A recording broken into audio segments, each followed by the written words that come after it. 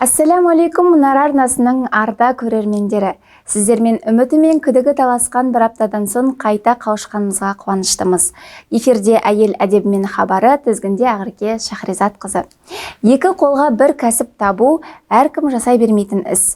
Әсіресе үлкен отбасының келіні болып жүріп, өз ісіңді дөңгелету ол таңдай қақтырарлық.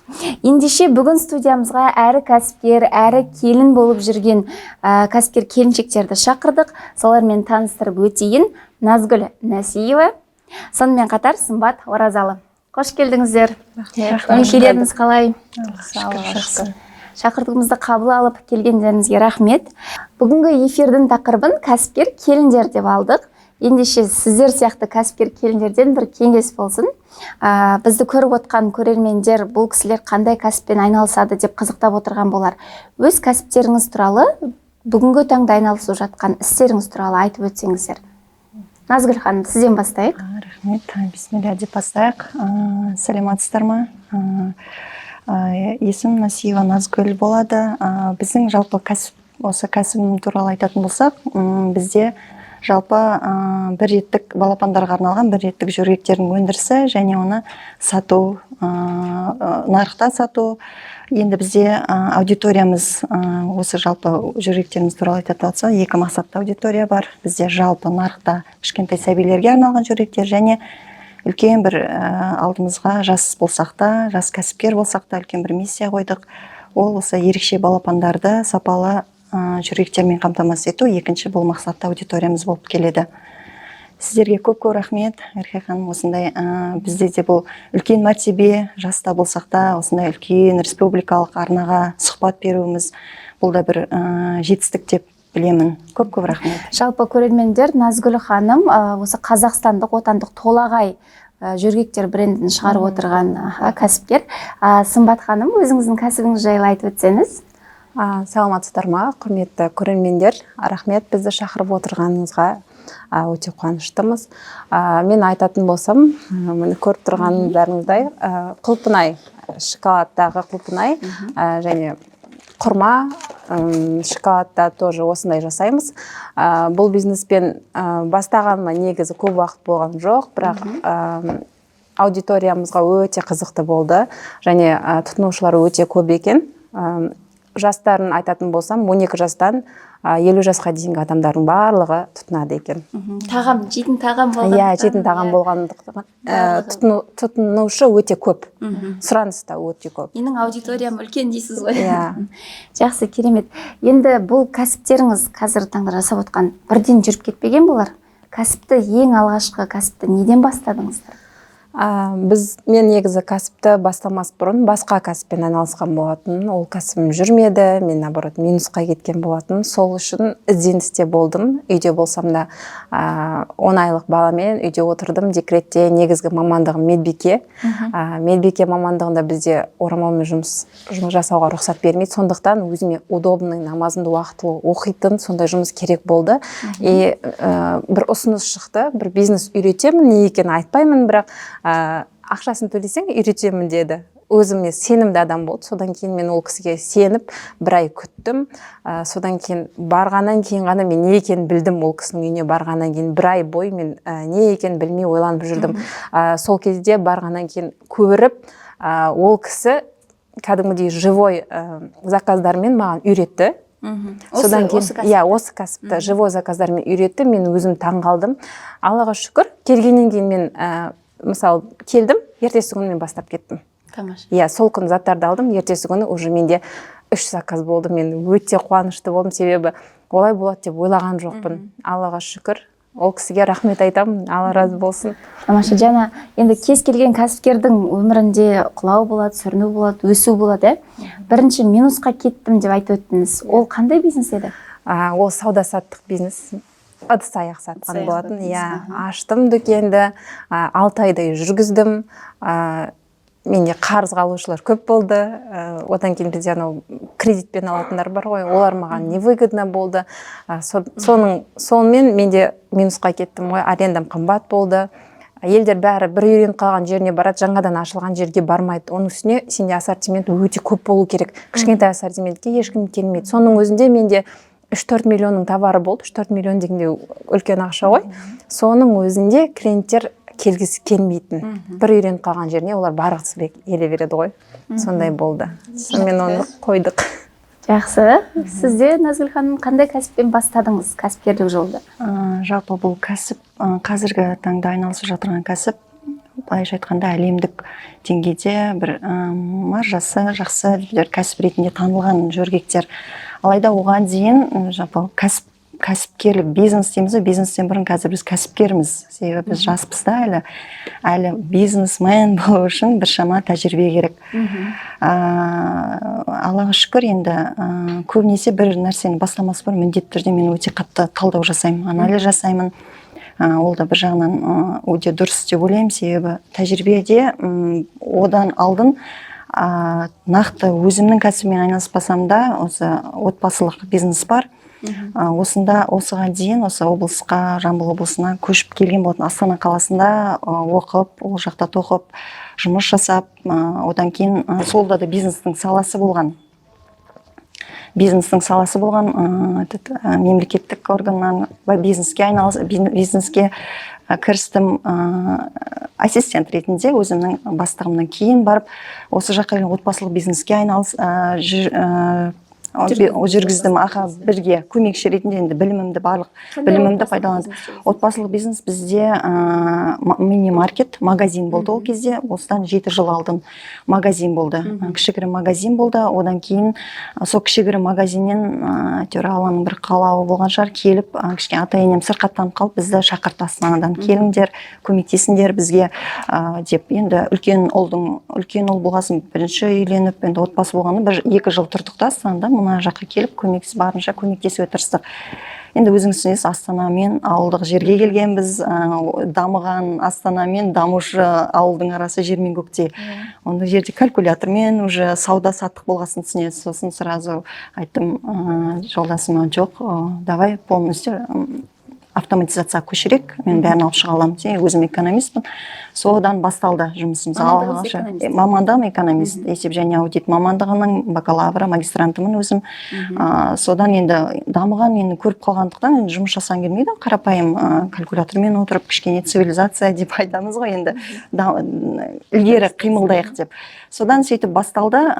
Бірінші рет ауылда біз бірінші рет өткіздік автоматизацияны. Чек деген бірінші рет болды. Соның барлығы деген, одан Аллаға шүкір кішкене магазиннен ол мини-маркетке айналды. Қазір 600 квадратурасы бар. Енді біз санмен үйреніп қалғанбыз, сондай үлкен мини-маркетке айналды. Соның бір үлесі болған шығар деп. Одан кейін госзаказдармен, тендерлармен, барлық документациядан айналыса бастадым. Енді өзімнің көзім ашқалы, енді былай келіп бизнеске айналысқалы бір күнім өтпеді. Үнемі дамушы, күнде біз бизнеске істі міндетті түрде жоқ жасамаймын деген жоқпын, жасаймын дедім. Бәрін тәжірибе ретінде көрдім. Себебі болашақта енді бәрі сезген шығармын, өзіме жеке бір бизнес ашам, бәрі маған керек деп. Содан кішкентай бала болса да, үйдің өздеріңіз білесіз, енді ауылдық жерде тірлік деген көп, үй үлкен, бірақ соған қарамай түнде де ұйықтамай, бір сондай бір шабыт бар да, бір нәрсені бастасам, оны қоймаймын.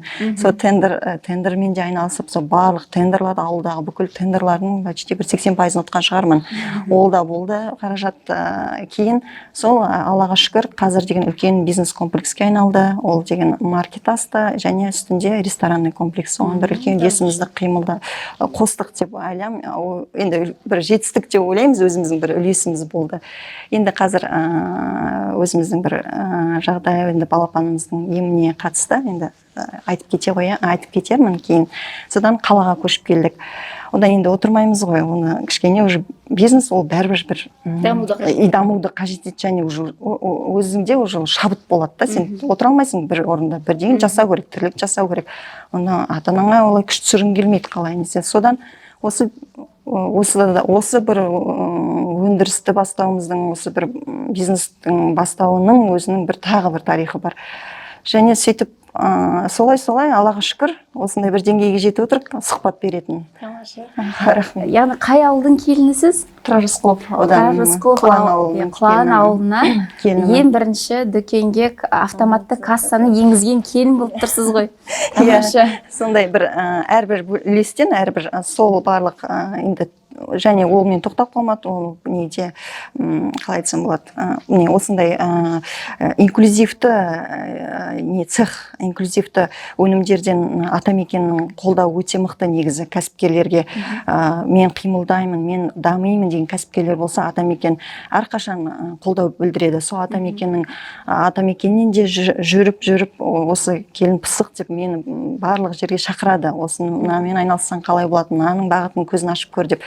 Осындай цех Алматы қаласынан үлкен кондитер маманды шақырып цех аштық, дамыттық. Цехта да өте жақсы дамып жатыр қазір. Өндіріс нелер қалалық ауылдық жерде ассортимент деп айтайын, ассортименттерін көбейттік. Олда да бір жаңашылдық болды.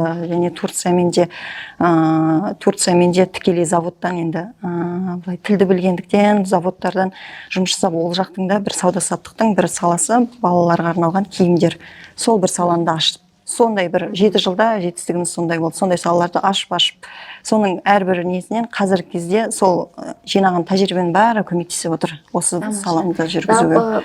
Біраз бизнес жасаған екенсіз. Сол тәжірибенің бәрін жинап бүгінде бренд шығарып отырсыз. Бренд шығарып отырсыз. Тамаша. Енді тағы да бір ортақ сұрақ қойсам, кәсіппен айналысуға сіздерге не түрткі болды? Мен кәсіппен айналысуыма түрткі болған нәрсені жаңа айтып кеттім. Мен бірінші очередте осы орамал болды, намаз болды. Себебі білесіздер, мемлекеттік мекемелерде ешқандай да рұқсат бермейді. Уақытылы намазын оқи алмайсың, оған ешкім түсіністікпен қарамайды. Сондықтан күйеуімде сен намаз оқитын адамсың, орамалың всегда сенде болу керек, орамал тағуың керек деп өзің талабын қойған болатын. Одан кейін өзімде Алланың қалауымен ойлап жүрген осы мүмкіндік алдымнан шықты. Содан кейін осыны жөн көрдім. Осымен айналысуды. Бірақ кәсіппен айналысқаныңызды қуаныштысыз ба, әлде жұмысқа кіру керек еді деген ой қала ма бәрібір көкейде? Жоқ, мен әлі жұмыстамын. Жұмыста тұрмын, мен әлі жұмыстан полный шығып кеткен емеспін. Бірақ ол жаққа бару ойымда жоқ. Алдағы уақытта жұмыстан шығып кетемін. Қазір декреттік отпусктамын ғой, 3 жылға. Қызым 10 айлық болғандықтан. Ал болашақта бару ойымда жоқ. Осы жұмысын өзіме ұнайды, Аллаға шүкір. Және өзім де басқа адамды жұмыспен қамтамасыз етіп отырмын қазір. Тамаша. Үйде жасасам да. Декретте отырып, құр қарап отырмай, осындай өзінің жеке кәсібін жүргізіп, әрі табыс тауып, отбасына көмектесіп отырған келіннен қалай айналмайсың неге? Тамаша. Ал Назгүл ханым, сізге не түрткі болды? Осы өндіріс бойынша толағайды шығаруға не түрткі болды? Толағайды шығаруға өмірдегі бір өзіміздің басымыздан кешкен бір оқиға. Толағай деп қазақша нақышта енді бір кішкене өзім бір кіші жүздің қызымын, кішкене намысшылдығым бар. Толағай деп қазақша өнім шығардық.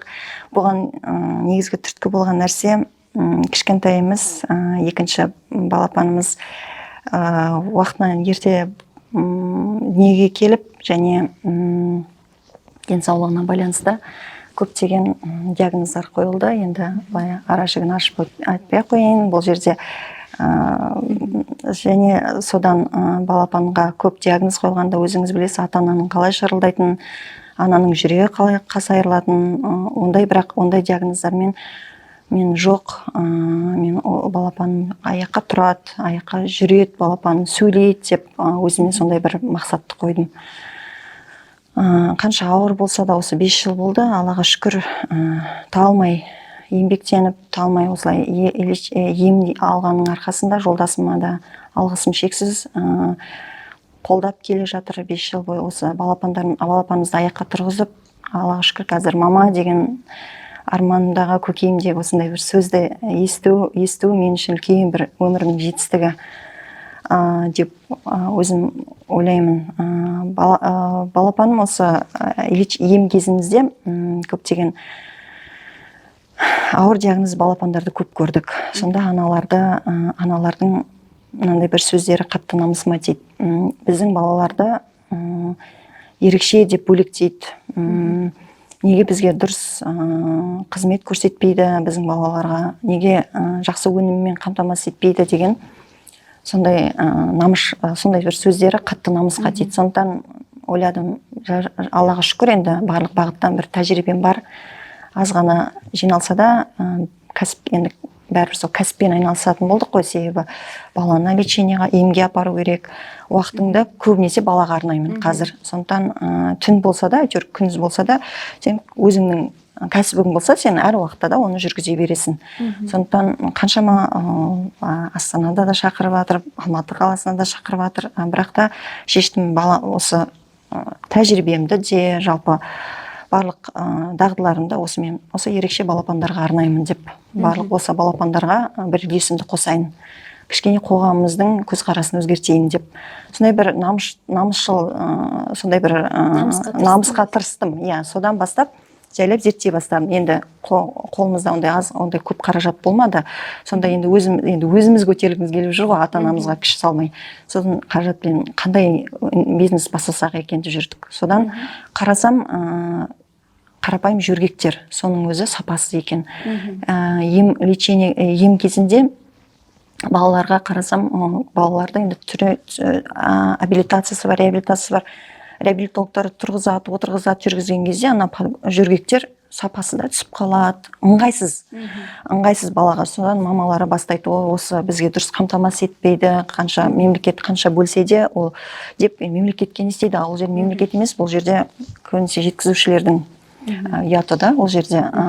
Сондықтан айттым, осы өнім былай нарықта да сұранысы бар, былай сұранысы бар, неге осындай жөргекпен айналыспасқа, осы бизнеспен деп.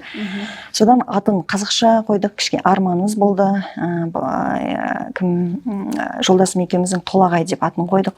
Өзі деген толағайдай болсын, әр бала дені сау болсын, намысшыл болсын, елін сүйсін, жерін сүйсін, қазақша болсын деп, осылай атын қазақша Толағай деп қойдық. Одан кейін сапалы өнім, премиум сападағы қазақша бренд. Сондай бір ұштасып келді. Енді не істейміз? Оны үлкен цехын қояқ десек, ол бәленбай миллиардтаған ақша керек, оған қаражат. Және енді өзім мен тілді білемін, ағылшын тілін білгендіктен, сосын ойладым, партнерствоға барайық. Қазір енді тендермен, немен, госзаказдармен айналысып жүргенде көп еститінмін өндірістер болады.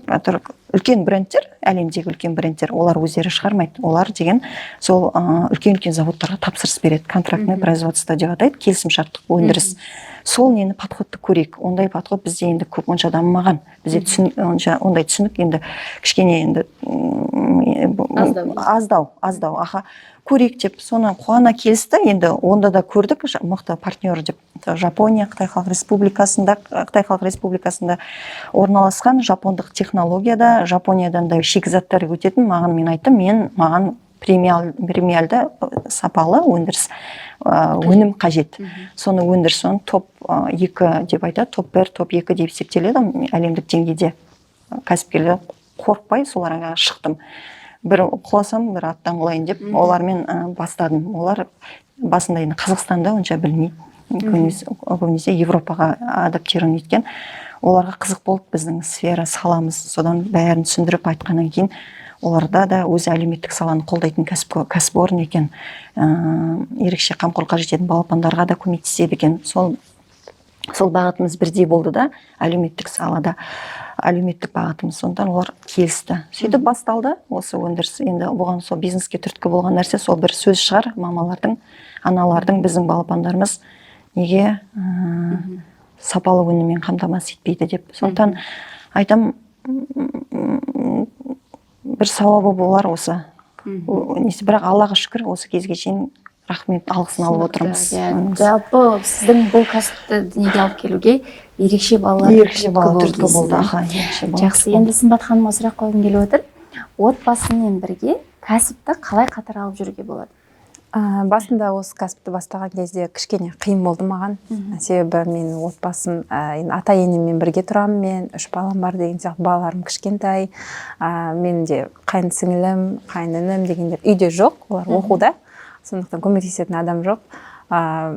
Кухнямның бәрі осы клубника в шоколаде солай толып жататын, оның нелер бар, упаковкалар бар, қағаздары деген сияқты, комната бәрі шашылып жатады. Ата енем түсінушілікпен қарады.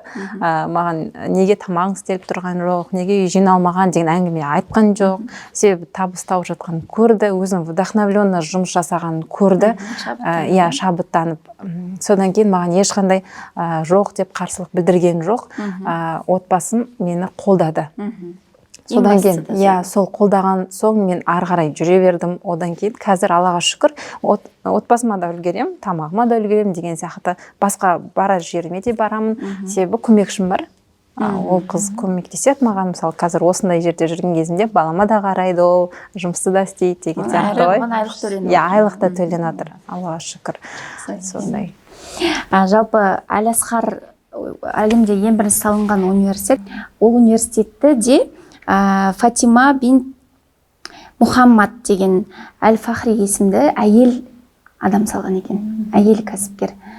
Осы жерде айтып кеткім келіп отыр да, сіздердің рухтарыңызды көтеріп. Енді Назгүл ханым, сізге бір сұрақ қойсам. Сіз кәсіпті жолдасыңызбен бірге жасайсыз, жолдасыңызбен бірге кәсіп жасау қаншалықты қиын, қаншалықты оңай? Жолдасымен жалпы кәсіп жасау негізі ерлі-зайыптылар оңай сияқты маған. Менің ойым. Енді біздің бағытта, біздің жағдайда енді бізде осындай бір қатты бір сынақ деп айтсам да кішкене сөзім ауырлау болып кете ма деп ойлап отырмын. Аллаға шүкір, енді балапанымызға осындай бір неде біз қатты бір-бірімізді түсініп бір адамдай болып кеттік. Және де уже бір-бірімсіз біз ешқайда не істей алмаймыз. Былай айтқанда сплоченно дейді, біріктіріп, сондай бір тұтас біз. Сондықтан бизнесте қолдайтын адам болмаса, негізі өзіңіз түсінесіз ғой, бизнесте күйрейтін, күйзеліскендер көп болады. Мысалы, енді сізде енді Аллаға шүкір жақсы жүріп, ары қарай да жақсы бір дамып кетсін, бірақ кей кезде күйзелістер болып қалуы мүмкін. Мысалы, клиент выгорание болады, шаршайсың эмоционально. Сол кезде сені қолдайтын адам қасыңда болса, жақын болса, сен сырласатын. Мен өзім негізі көбінесе тұйықтау адамын. Көп қатты енді мықты болып көрінгім келе ма, енді бірақ бәрі де әйел адамбыз ғой, нәзікпіз. Сол кезде жолдасым қатты қолдайды. Осы кішкене балапанмен сәл несеп сезімтал болып қалдым. Сол кезде жолдасым кейде қатты айтып алады, кейде еркелетіп алады. Сондықтан күйеуімсіз, жолдасымсыз қазір мен қалай әрқашан елестете алмаймын. Әрқашан кеңес сұраймын. Бұрындары енді өзім қимылдаған кезде, мысалы, өзім шеше беретінмін. Былай да дұрыс бар. Қазір міндетті түрде ақыл кеңесі керек болып отырады. Жетіспей отырады. Бір жер кетсе де, енді қалай енді 10 неше жыл болып қалды. 12 жыл. Ой болса ғой, бір керек болады. Мен кішкене сондай бір бәрі де эмоциональды боламыз ба, ер адамдар сабырлы болады. Сабырлы болып, қайтадан ойланып көрейік, қайтадан не деген сондай бір сөзі жетіспей отырады. Сондықтан мен үшін оңай, енді былай қиындығы дегенде кейде енді көзқарастар әртүрлі болып қалады ғой, енді ол өмір. Сондықтан бір айналып сабырлыққа келіп қайтып қауышамыз. Былай қиындығын көріп тұрған жоқпын, енді оңай. Енді осы жерде бір сұрақ қоя кетейін. Сізге идея қалай келеді жалпы? Идея маған негізі қалай айтсам болады? Идея маған көбінесе бір Алла айтады ғой, таң кезде, таң намазында осы шыны керек, Алланың бір құдіреті шығар деп те ойлаймын. 5:30-нан бастап, мысалы, енді бұл негізі нақтылай айтып отырған, бір таңда өте жақсы идеялар көп келеді маған. Тыныштықта көп келеді. Енді бұның бәрі дамуды тоқтатпаймын.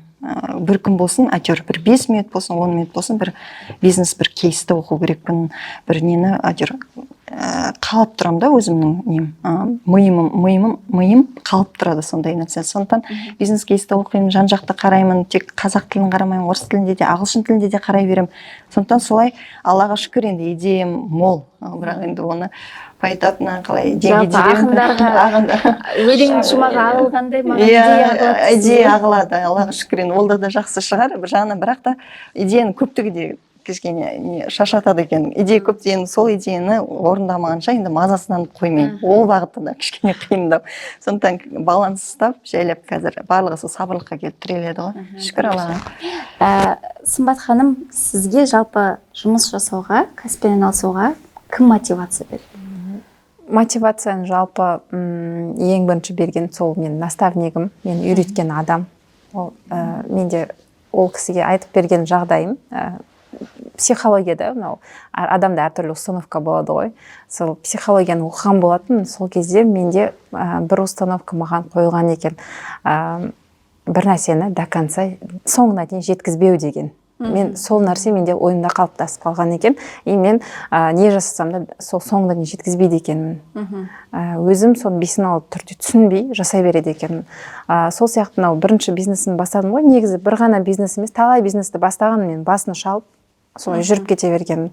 Қолымнан көп нәрсе келеді, Аллаға шүкір. Тоқуды да жасап көрдім, тігуді де жасап көрдім деген сияқты ше. Творчестволық нәрселерге өте қызығамын. Содан кейін өзім отбасым саудамен айналысатын болған соң саудамен де айналысып көрдім, бірақ ол маған шабыт алып келген жоқ. Ол мен наоборот выгорание болып кеттім ғой. Установканы айтқаннан кейін ол кісі айтты: "Мына істі сен до конца жүргізуің керексің. Сол кісі саған қойған установканы сен өзіңнен алып тастауың керексің" деп айтты. Мен өзім сөзімде тұрдым. Одан кейін бұл жұмыс маған ұнады. Удовольствие, рахат алып келеді дейді ғой. Сән деген мысалы маған ұнайды. Өзімнің жасаған нәрсемді көріп, көзім қуанады. Клиенттерден жақсы отзывтар алған кезде өте жүрегім жылып қалады ғой. Сол нәрседен кейін ары қарай жасай бергім келеді. Негізі бірінші мотиваторым сол кісі, наставник. Тамаша. Енді жаңа мотиваторым, наставнигім деп жатсыз ғой. Ол кісіден сіз дәріс алу арқылы осы бизнеске келдіңіз, иә? Өзіңізде сондай дәріс жүргізу ойыңызда жоқ па? Ойымда бар. Маған ұсыныстар түсіп жатыр. Әзірге жасап көрген жоқпын, бірақ Алла қаласа өзім студия ашқалы жатырмын. Сол студия ашқаннан кейін Алла қаласа жүргіземін. Тамаша. Жалпы кәсіпкерлікте ортақ сұрақ қояйын, қандай қиын жолды бастан кешірдіңіздер? Назгүл ханым. Жалпы кәсіпкерліктегі негізі қиындық ол тәжірибенің болмауы. Тәжірибенің аздығы деп ойлаймын, және дағдының болмауы. Кезген қазірде кәсіпкер енді бұрынғы бір 15-20 жылға 10-15 жыл дейін, 10-15 жылда жалпы кәсіпкерді бастағанда ол кейін алып кету оңай болған. Себебі бәрі сол нарықта сондай сол бірге дамып отырғанда кәсіпкермен бірге. Ал қазіргі кезде бәсекелестер ұйықтамайды дейді ғой. Бәсекелестер сен ұйықтап отырсаң, бәсекелестер ұйықтамауы мүмкін. Сондықтан қазір кезде сен дағдың мен тәжірибең сәйкес келмесе, бұл өте қиын. Сондықтан бастапқы 5 жыл дейді. Қазір бұрын 1-2 жыл деп қойған екен аналитиктер. Қазір қарасаң 5 жыл сен толықтамай, тұрақты түрде толықтамай даму керек екенсің. Қай уақыт болсын, түн болсын, күн болсын, өзіңнің кәсіпкерлігің өмір сүрсін, өзінің бір үлесін алсын десең нарықта 5 жыл тоқтамай, 5 жыл өзіңе болса да, сен пайда алмасаң да, сен бір үлесіңді нарықта алу үшін сондай 5 жыл тұрақты түрде дамып отыру керек екенсің. Сондықтан сабырлық танытып отырмыз. Енді өзіміздің брендіміз Толағай деп, өзі бір тәтті бренд, өзі бір 2 балам болса 3 сәбиім осы Толағай деген қатты жанашырмын. Сол Толағайымның өсіп келе жатқанына өзі бір жас деп айтайын, енді 1 жасқа толамыз Алла жазса. Оғанда бір сабыр деп, мен өспесем, мен дамымасам, ол бренд тоқтап қалады екен. Соны түсіндім. Сондықтан бірінші сол тәжірибе енді жылдап келеді ғой, әрі не істеген сайын, дамыған сайын. Және дағды, кәсіпкерліктің дағды дейді ғой, квалификация дейді ма? Кәсіпкердің өзінің дағдысы дамыта беру керек екен. Сол қиындық деп соны білем, басқа қиындықты Аллаға шүкір. Сіз Бізде алғашқы қиындықтар басталған кезі ол жаңағы неге түсіп қалдық біз, мейрам күндеріне түсіп қалдық. Әулие Валентин күні негізі біз тойламаймыз ғой, бірақ тойлайтын халық көп екен, мен ондай болады деп ойлаған жоқпын. Сол кезде біздің алып жатқан өніміміз қымбаттап кетеді ғой, біз қойып отырған бағадан 2 есе 3 есе қымбаттап кетеді. Бізге өте қиын болады. Оның үстіне мен жалғыз өзім ғана болам. Жаныма көмекші ал деп наставнигім айтса да, мен соны енді сенбейсің, адамдар танымайсың, оның үстіне таныс адам болмаған соң қорқып ешкімді алмай өзім бәрін көтерем деп көп заказ алып, сол заказды жасай алмай қалған кезім болған. Оның үстіне қалада именно сол күні осы клубника бітіп қалып сондай болып қалған кезіміз болған. Және осы 8 наурызда да дәл солай болды. Өте бізді қиын тығырыққа тіреді поставщиктарымыз.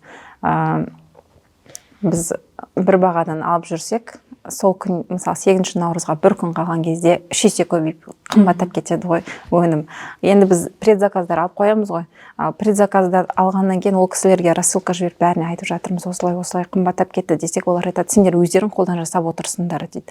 Енді маған да выгодно емес қой ол кісілерге қымбат сатқан. Клиентімді сақтап қалғым келеді менде деген сияқты. Сонымен көп адамдарға отказ беріп, ақшасын қайтадан қайтарып, сондай қиындық болған. Енді одан кейін келесі алдағы мейрамдарда енді олай болмайды деген сенімдемін. Енді алдын ала дайындаламыз деп өзіміз ойлаймыз. Енді бұл өнім тез құртылады. Сол үшін бұны 1 апта бұрын, 2 апта бұрын ала алмайсың. 2 күн бұрын, максимум 3 күн бұрын ала аласың. Сол күнде сатып бітіруің керек қой. Көп алсаң шіріп кетеді. Ондай кездер болды. Енді шіріген балаларымыз жейді, сондай болады әйтеуір. Аллаға шүкір, қалмайды далада. Бірақ қымбаттап кеткен кезде сол ыңғайсыз болды бізге. Қиындық тудырды. Жалпы осы кәсіпке алғашқы инвестицияны қайдан құйдыңыздар? Менде алғашқы инвестициям осы жаңа айттым ғой, ыдыс аяқпен айналыстым деп. Содан менде қалған ақшаларым болған. Соны мен өзім жинап отырғанмын. Бір енді көп ақша емес, кішігірім сондай сумма болды ақша. Соны дайындап отырдым. Бір нәрсе ашамын, мен бір нәрсе бастаймын, бірақ не екенін білмеймін. Соны дайындап отырдым. Сонымен сол ақшаны құйып, ол көп ақша емес. Көп ақша болған жоқ, сонымен бастап кеттім. Қанша ақшамен бастаңыз құпия болмаса? Ең бірінші закупыма мен 60 мың теңгедей ақша кетті. 60-70 мың теңгедей ақша кетті. Негізінде бастау үшін 15-20 мың теңгедей жеткілікті. Себебі бір заказ аласыз, күнде мысалы 3 заказ алсаңыз, ең бірінші 3 заказ алсаңыз, соның ақшасына келесі заказға зат ала бересіз. Себебі таразда бар, Аллаға шүкір, барлық нәрсе. Одан кейін мысалы біз уже оптовый закупты алатын адамдарды білеміз ғой, поставщиктарды. Ол кісілердің қазір оптовый көп суммада алып қоямыз. Қазір 15-20 мыңға алмаймыз, қазір 100 мыңдап, 200 мыңдап алып қоямыз. Себебі олар бізге керек. Ал бұл жақтан біз розничный бағадан алсақ, ол қымбат түседі. Сол үшін біз көп алып қоямыз. Түсінікті. Жалпы дәл өзіңіз сияқты баламен отырған келіншектерге таптырмас кәсіптің түрі екен, сіз не айтасыз? Бізде енді біздің бизнес инвестиция дегенде кішігірім. Бұл жерде енді жолдасымның толықтай қолдауы болған. Кішкене баламен депрессияда болып, балапан қалай тұрады, қалай аяғында тұрады, қалай сөйлейді деп енді бәрі басымыздан өтті ғой. Жылап та аламыз, күндіз күліп, түнде жылап, сондай бір момент болды. Кішкене сол аяды ма, енді былайша айтқанда енді барлығын көзіміз ашық оқығанбыз, енді талай басын қайтардық. Енді осылай келіп осындай жағдай болғанда, содан сен бір бизнеспен айналысшы деді. Мен сен қолдайын, бір бизнес ашайық, көрейік деді. Содан қуанасың ғой енді, сосын бір кішкене көңілің ауласын деп, өзің шық, енді біледі ғой, енді дағды бар, кішкене бір нәрсені бастасам қоймайтын соңына шейін. Содан енді эмоционалды түрде, кішкене мораль түрде поддержка не істеп, сен кәсіппен айналысаң, кішкене миың тынығатын шығар. Өмірге қайтып не істешеш, келсеш қалпыңа деген сияқты қылды. Яғни сіз баланың емімен жүріп, кішкене стрессте болдыңыз. Стресс әрине, ол деген ол өте қиын стресс, баламен сынамасын дейді ғой. Өте ана үшін өте қиын. Жүрегің де ауырады, енді барлық ең қандай қиын не болса настроение сол көңіл күйдің бәрі сол мезетте болды менде. Себебі сол Аллаға шүкір, енді кішкене ауылдық жағдайда балапандар үшін реабилитация мамандардың аздығы, және енді менің де көңілім толмады, шыны келгенде. Жоғары былай деңгейді көріп жүрген адам, жоғары мамандарды Алматы, Астана, қай қала бар, әйтеуір сол қалаға жүре беретінмін. Осы алдыңғы 2 жылда сөйтіп баламен жүгіріп мамандарды көрем ғой, енді қалай занимация етеді, қалай баламен шұғылданады, соны айтым жоқ. Біз қалаға көшпесек болмайды, мына бала ертең болашағы қалай, ертең бізден сұрауы болады. Біз ғой ата-анасы, ертең өмір бойы қасында жүрмеймін. Бірінші ой сол ғой, өмір бойы қасында жүрмеймін баланың. Мен ол баланы, менің міндетім, парызым, ол балапан дүниеге келген, ол балапан өмір сүргісі келген.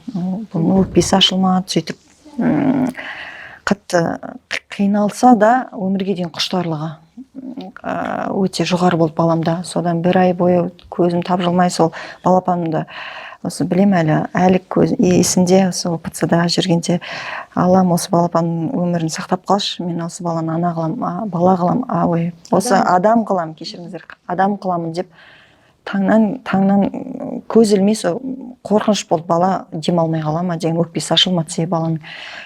Сондай қорқыныш болды. 1 ай бойы Аллада бір өзі күш береді екен негізі. Сондай шын керек 1 ай ұйықтамадым. Сол баланың алдында отырып, бала өмір сүргісі келеді, мен барлық жағдай жасау керекпін деп. Содан сөйтіп түсіндіріп, Аллаға шүкір, енді жолдасым қолдады, ата-енеміз қолдады, жақсы деп қолында отырған бала шаға едік қой біздер. Ол кезде қайнінім де үйленіп, енді үйлі болған. Біз айттық, енді рұқсаттарыңызбен балаға обал болмасын, немерелеріңіз, енді ол жүрегі ауырады ғой, ата-енемнің де ата деп қашан айтады деп баламды күтеді ғой. Менің арман мама деп қашан айтады балапаным. Сөйтіп жүріп келдік Тараз қаласына. Содан қалай біз келдік, балам Аллаға шүкір 1 жарты жылдан кейін уже сөйлей бастады. Мама деп айтты, уже ата деп айтты. Сон әр барған сайын атасы қуанады, жылап талады, балам сөйледі деп. Сосын сондай бір кезең болды енді. Содан қатты депрессия болды менде. Содан осы инвестиция демекші, сол жолдасым бірінші инвестор болды. Осыған енді бұл үлкен бизнес болғандықтан, бұл объемды, көлемді нені талап ететін бизнес бол деген, аз суммамен басталмайтын бизнес болғандықтан уже объемға, көлемге жұмыс жасау керек. Сондықтан біршама ақша құйылды. Аз демейін, бірақ біршама ақша құйылды. Себебі сосын бір жағынан халықаралық келісім шартпен болғасын, олар енді сенім кірмейді. Бізде де оларға кішкене келісім шарт болса, сеніміміз енді 100% болмаса да, 80%-бен, екі жақта 80%-бен жұмыс жасап бастадық. Аллаға шүкір, бірақ оларда көп бізге деген көмектері өте көп болды. Мұнандай сапалы подвозник жүргектер бұлың біздің нарықта мен жоқ деп айта аламын. Сеніммен айта аламын, себебі мен анализ жасаймыз ғой, енді талдау жасаймыз нарықта. Осындай өнімді біз қазір өте қол жетімді бағамен ұсынып отырмыз. Сондағы біздің мақсатымыз сапасы жоғары, сапасы төмен, сапасы жоғары, бағасы төмен, өте дұрыс айттыңыз. Сондай мақсатта балапандарымыз сапалы өніммен қамтамасыз етуді, әсіресе осы ерекше балапандарды қамтамасыз етуді сол басынан бастап қойдық мақсатта. Мақсатыңызға жетіңіз иншалла. Рахмет. Керемет. Негізі қазір бізде экранның арғы бетінде көріп отырған ерекше баланың, Назгүл ханым сияқты ерекше баланың аналары бар ғой. Міне сіздерге дәл алдарыңызда тұрған мотивация, яғни сонда ауылда отырып баласының емі үшін қалаға келіп, жай ғана баланың емі деп қана жүгіріп жүрмей, үлкен халықаралық фабрикалармен келісім шартқа отырып, осындай үлкен кәсіпті жүргізіп отыру, ол деген үлкен жетістік деп білем. Екеуіңізге де Алла разы болсын. Сіздердің айтқан сұхбаттарыңыз бізді көріп отырған көрерменге үлкен пайдасын тигізеді деп ойлаймын. Соңғы бір түйін өздеріңіздің көрерменге деген кеңестеріңізді айтып берсеңіздер. Үйде отырсаңыздар да еш нәрседен қорықпаңыздар, бастаңыздар. Ең бастысы ниет болса барлық нәрсеге жетуге болады. Мысалы, сіз именно не екенін білмесеңіз де, тек қана алға жүре беру керек деп айтқым келеді. Бар болған соң. Қыз келіншектерге айтарым, қорықпаңыздар. қандай да бір жағдай болса, Алла өзінің бір бағытын, өзі бір мүмкіндігін алдарыңызға қояды. Міндетті түрде күнде дамудан тоқтамаңыздар, шаршамаңыздар. Әйел адам 40 жанды дейді. Бізге энергияны көптеп берген. Жай ғана күнделікті өмірде де бала дейміз, шаға дейміз, ата дейміз, не дейміз, үйдің жағдайы дейміз, соның бәрін энергиясы жетіп отқан әйел адамға кәсіпке де жетеді, күш қуат жетеді. Сіз деген ниеттене берсеңіз, Алла бір мүмкіндігін береді сіздерге. Сондықтан дамытуды өздеріңіз тоқтатпаңыздар. Құр босқа бос сөз дейді, енді айтып кете қояйын, бос сөз, жалпы осындай ондайға күш қуатты жұмсамай, өздеріңізді дамытуға тырысыңыздар. Дамытып келгенде үлкен бір өзіңізде байқамай қаласыз, қандай үлкен бір жетістікке жеткендеріңізді. Әр келіншек ойлаймын, әйел адам енді бәрі болсын деп ойлайды. Ниет негізі өзімізден басталады екен бәрі. Сондықтан дамытуды тоқтатпаңыздар. Ешқандай қорқыныш та жоқ, оның бәрі ой санадағы ғана блок дей ма, психологтар блок. Сондай бір өзіңізді дамыта берсеңіздер, оның бәрі шешіледі. Керемет. Сізбелі сұхбаттарыңызға рахмет. Қазақта сіздер сияқты бесік пен кәсіпті бірге ұстап отырған келіншектер көп болсын. Адамды адам еткен еңбектей отырып, бағдарламамызды аталы сөзімізбен аяқтаймын. Қыз баласы дүниеге келсе, ата-анасына тозақтан қалқан болса, тұрмысқа шықса, ерінің иманының жартысы. Ал ана таңғанда жәннат оның табанының астында. Келесі бейсенбіде қайта қауышқанша аман сау болыңыздар.